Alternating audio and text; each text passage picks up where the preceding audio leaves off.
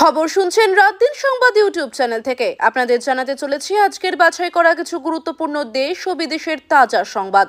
খবরের শুরুতেই দেখে নেব আজকের সংবাদ শিরোনাম। মমতার সব চেষ্টা শেষ, 2650-এই আটকে যাবে তৃণমূল, ওপেন চ্যালেঞ্জ অর্জুনের।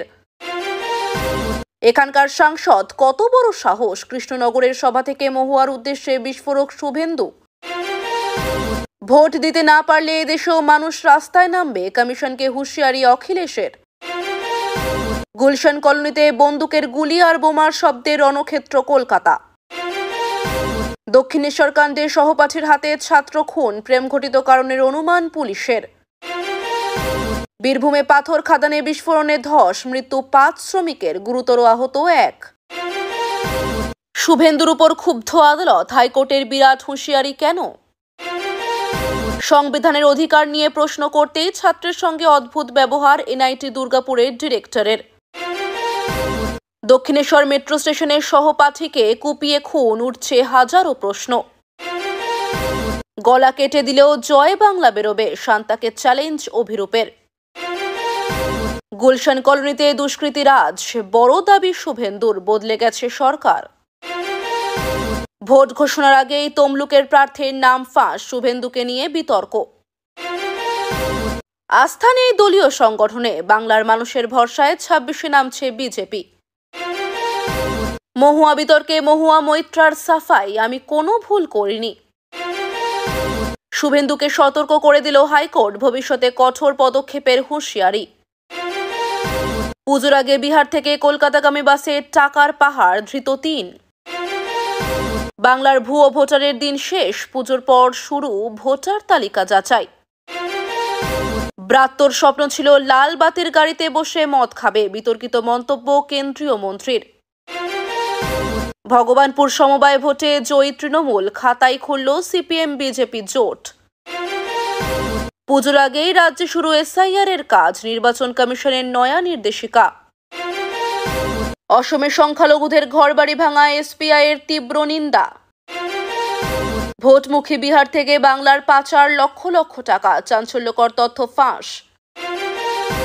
মতুয়া বিতর্কে মহুয়াকে খোঁচা শুভেন্দুর, 35% রেগে যাবে, তাই ক্ষমা চাননি। গুলশান কলোনিতে জকের ধন, জটিলতায় বিদ্ধ তৃণমূল, তোলপাড় পরিস্থিতি। এতক্ষণ আপনারা শুনলেন দিনের দেশ ও বিদেশের প্রধান সংবাদ শিরোনাম। এবার আমরা যাচ্ছি বিস্তারিত খবরে, তবে তার আগে আপনাদের কাছে একটি ছোট্ট অনুরোধ, যদি আমাদের চ্যানেলে নতুন হয়ে থাকেন তাহলে এখনই চ্যানেলটি সাবস্ক্রাইব করে নিন এবং পাশে থাকুন। আপনাদের সমর্থনই আমাদের প্রতিদিন এগিয়ে নিয়ে যায়। চলুন শুরু করা যাক আজকের বিস্তারিত সংবাদ। অর্জুন সিং এর বিস্ফোরক মন্তব্য ঘিরে রাজ্যে রাজনৈতিক অস্থিরতা তুঙ্গে। বিজেপি সাংসদ সরাসরি মমতা বন্দ্যোপাধ্যায়ের সরকারকে আক্রমণ করে বলেন, যতই চেষ্টা করুক তৃণমূল 2026 সালে নির্বাচনে তারা আর 50-এর বেশি আসন পাবে না। অর্জুনের দাবি, বাংলার মানুষ তৃণমূলের ভণ্ডামি বুঝে গিয়েছে, তাই এবার ভোট বাক্সে তার জবাব দেবে। তিনি আরও অভিযোগ করেন, দুর্নীতি, গোষ্ঠীদ্বন্দ্ব আর স্বজন পোষণেই তৃণমূলের ভিত নড়বড়ে। রাজনৈতিক বিশ্লেষকরা বলছেন, এই মন্তব্য বিজেপির আত্মবিশ্বাস বাড়ালেও মমতা শিবিরের চাপ আরও বাড়ল। তৃণমূলের একাংশ অবশ্য পাল্টা কটাক্ষ করে বলেছে, বিজেপি মাঠে নামার আগেই হারের অজুহাত খুঁজছে। তা সত্ত্বেও অর্জুনের এই খোলাখুলি চ্যালেঞ্জকে কেন্দ্র করে রাজ্য রাজনীতিতে জোর তরঙ্গ তৈরি হয়েছে।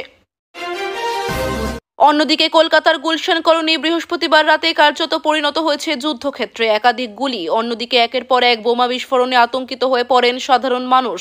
স্থানীয়দের অভিযোগ, দুষ্কৃতীদের দাপটে রাস্তায় নামা দায় হয়ে গিয়েছিল। রাতভর থমথমে পরিবেশে এলাকায় মোতায়েন করা হয় বিশাল পুলিশ বাহিনী, তবে আতঙ্কে অনেক পরিবার ঘরবন্দি অবস্থায় রাত কাটান। সূত্রের খবর, এলাকার দখলদারিকে কেন্দ্র করেই এই সংঘর্ষ। যদিও পুলিশ তদন্ত শুরু করেছে এবং কিছু সন্দেহভাজনকে আটক করা হয়েছে।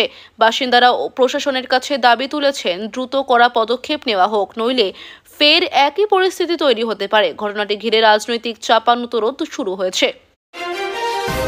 শুভেন্দু অধিকারীর উপর ক্ষুব্ধ হাইকোর্টের হুঁশিয়ারি, রাজ্য রাজনীতিতে নতুন করে ঝড় তুলেছে। আদালত স্পষ্ট জানিয়ে দিয়েছে, ভবিষ্যতে যদি আইন অমান্য করা হয় বা সীমা লঙ্ঘন হয় তবে কঠোর পদক্ষেপ নেওয়া হবে। বিরোধী দলনেতার সাম্প্রতিক কিছু মন্তব্য ও কর্মসূচি নিয়েই আদালতের অসন্তোষ বলে জানা গেছে। আইন বিশেষজ্ঞরা বলছেন, আদালতের এই কড়া ভাষা বিরোধী রাজনীতিকে অন্য মোড়ে নিয়ে যেতে পারে।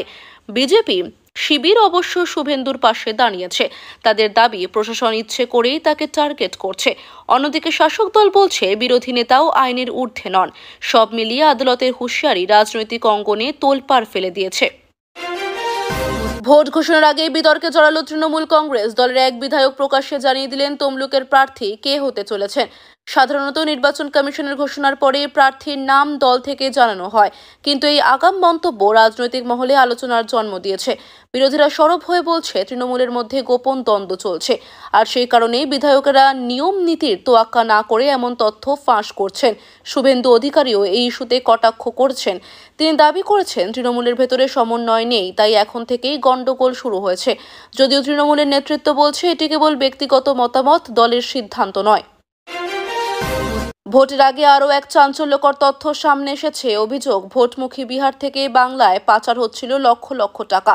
প্রশাসনিক সূত্রে খবর, সীমান্ত এলাকায় কড়া নজরদারির সময় পুলিশের জালে ধরা পড়ে পাচারকারীরা। তদন্তে জানা যায়, এই টাকা নির্বাচনী খরচের জন্য ব্যবহার হওয়ার কথা ছিল। এখন প্রশ্ন উঠছে, কারা এই বিপুল অঙ্কের টাকার সঙ্গে জড়িত, কারা পাচার করছিল এবং কোন দলের কাছে পৌঁছানোর পরিকল্পনা ছিল। বিরোধীরা সরব হয়ে বলেছে, তৃণমূলের যোগ না থাকলে এত বড় অঙ্কের টাকা সীমান্ত পার হতে পারে না। যদিও শাসক দল এই অভিযোগ অস্বীকার করেছে। কেন্দ্রীয় তদন্ত সংস্থা ইতিমধ্যেই ঘটনার রিপোর্ট তলব করেছে। চাঞ্চল্যকর এই ঘটনা নিয়ে উত্তাল হয়ে উঠেছে রাজ্য রাজনীতি।